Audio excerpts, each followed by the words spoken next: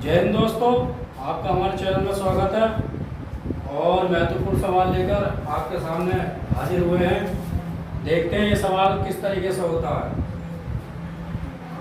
जो घड़ी होती है उनके बीच हमें कोण निकालना है, यानी कि 3:40 ये जो दे रखा है 3 घंटे हैं ये और 40 मिनट है।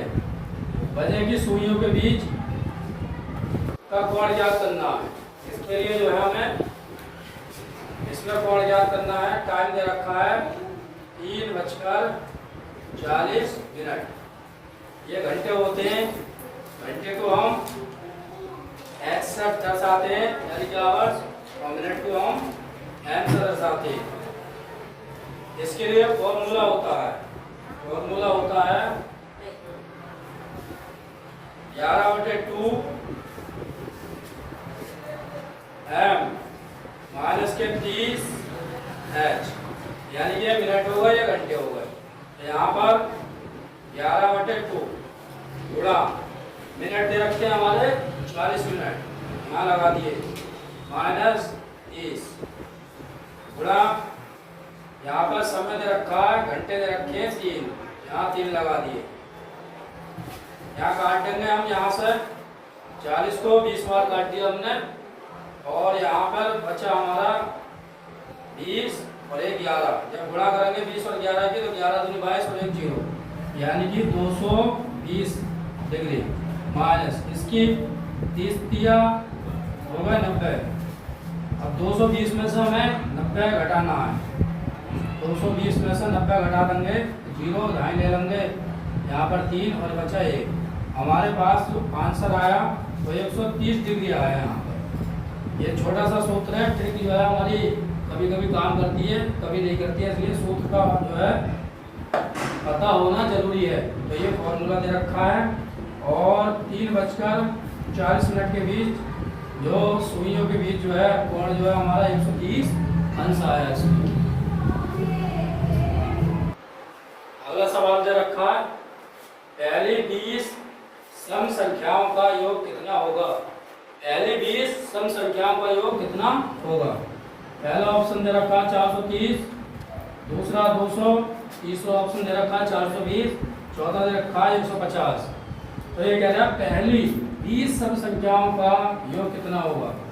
तो यहाँ पर जो सम संख्या दे रखी है नंबर, यानी कि n का मान यहाँ पर 20 दे रखा है सम, और इसका योग के लिए फॉर्मूला होता है योग बराबर m फिर मल्टीपल m प्लस 1। तो n का मान 20 दे रखा है यहाँ पर, गुणा यहाँ पर 20 लगा दिया प्लस के बाद, यानी कि 20 गुणा ये हो गया 21। यहाँ पर 21 की गुणा 2 से करी, 21 दूनी 42 और 0 लगा दिया। आंसर आ चुका है हमारा 420। सी ऑप्शन में दे रखा है। यहाँ पर हम शॉर्ट से भी कर सकते हैं, जो संख्या दे रखी है उसमें एक जोड़कर उसकी हम गुणा कर सकते हैं, यानी कि जैसे कि 20 दे रखा है और यहाँ पर 20 में एक जोड़ दिया होगा 21, तो यहाँ पर जो 21 की गुणा कर दो 420। ये ट्रिक है शॉर्ट।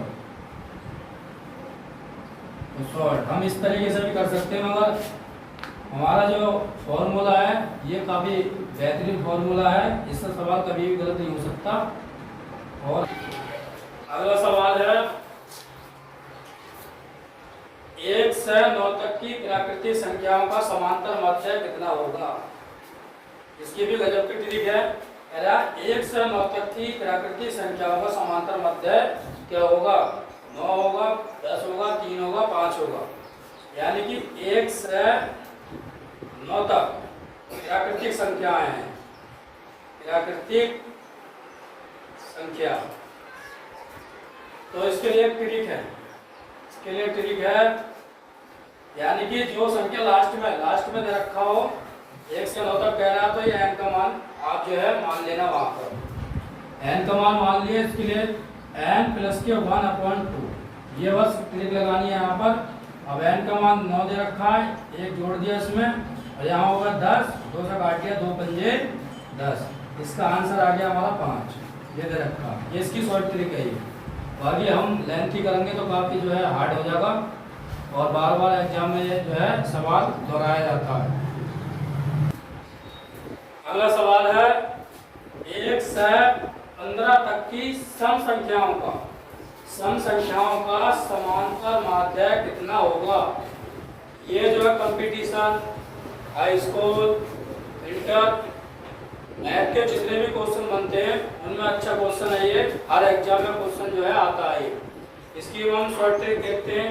कह रहा है 1 से लेकर 15 तक की सम संख्याओं का समांतर माध्य। तो समांतर माध्य पूछा है इसमें, समांतर माध्य।